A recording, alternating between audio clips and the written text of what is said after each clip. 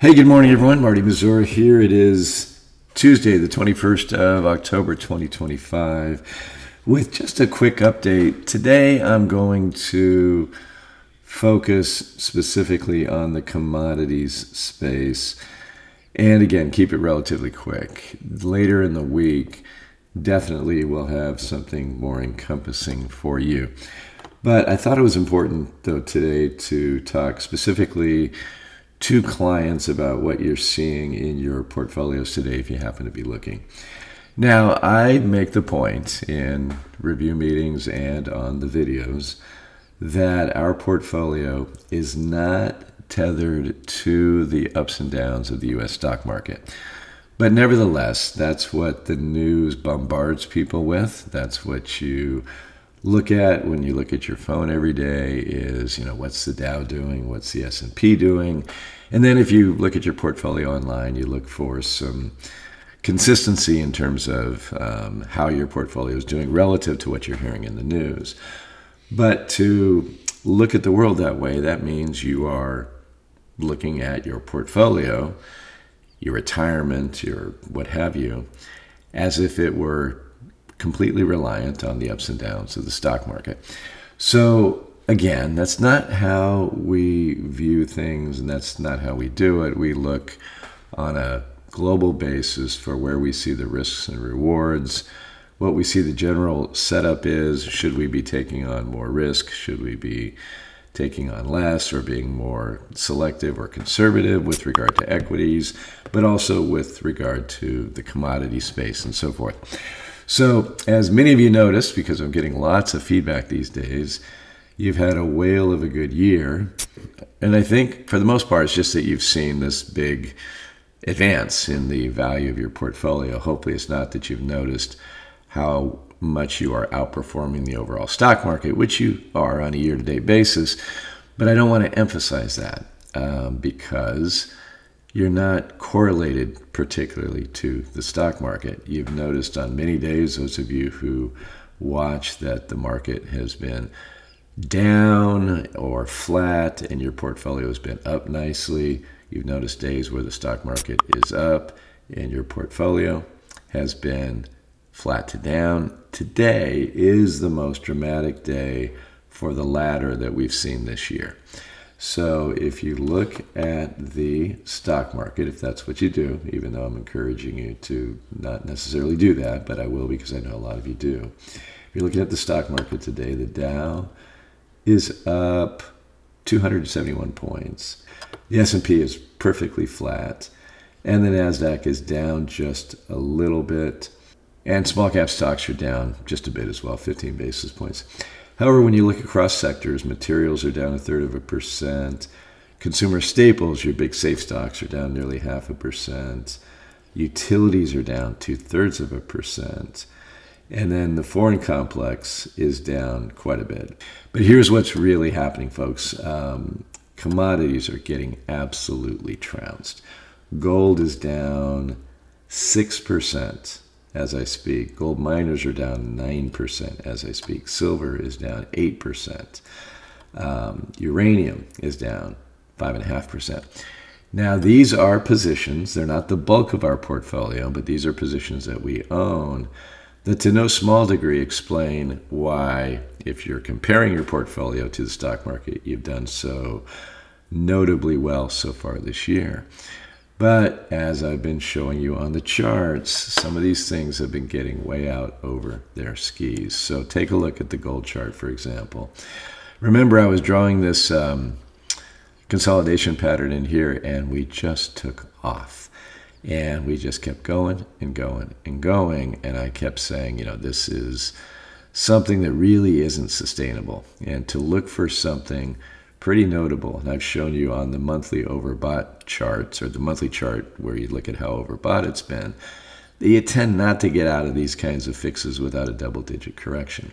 Now, we remain very bullish on gold long-term, and we think that's a solid thesis, and we think we'll continue to do well. But we were concerned about how we would do in a major sell-off in gold, and we're getting a big sell-off. We had a big down day on Friday. People reacted, bought the dip, and then folks took that opportunity to sell, as they are this morning. The relatively good news is that yesterday we took this opportunity to move our hedge, our GLD put option, closer to the money. So we were within about 10% of the money, so to speak. So we're protecting that position that we're up over, I think, like 60 to 70% on this year, so that we can limit the downturn significantly. Today, interestingly, even though we moved that hedge up, our gold position is literally down about half of what it could ultimately fall between now and the end of the year. So I guess if we're going to get it out of the way all at once, I'll take it right here. But the bottom line for the core portfolio is, while the stock market is essentially flat, it's down over 1%. It doesn't come close, by the way, if you care, relative to what the stock market is doing, to killing its relative outperformance. It's just, right now, it's just a bad day. And when you look at the gold miners, which, rather than spending more money on options, we just cut our exposure in half up here, it is getting walloped as well today. So folks, we'll see how this shakes out. We are obviously looking at all the dynamics and so forth. Remember, I said that we have exposure to a higher dollar, and if the dollar were to take off in a big way, that we would certainly feel it. Right now, the dollar is up, not a ton. It's up 1/3%, but it's up nevertheless. In fact, in terms of our core portfolio, we have over 30 positions. U.S. industrial stocks are up over 1% today. We've added to that exposure here lately. Our inflation-protected Treasury ETF is up 2/3%. Long bonds are up 0.5%. So we probably have a dozen or so positions that are in the green so far today. So we'll say 2/3 are down, but those commodities are just getting hammered. We could see people step in and buy this. Again, I think the thesis is real solid. I think those people in the space, investors in general, believe that commodities are just beginning, probably their next super cycle, but man, they can be volatile. Right now, what I would say about today, and of course, we'll keep an open mind and continue to pay very close attention to what's happening.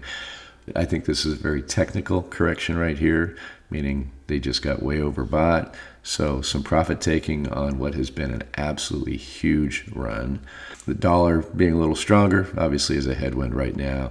The happy talk right now lately between the president and President Xi in China, or at least what presenting about those talks going forward, that would alleviate perhaps some geopolitical tensions.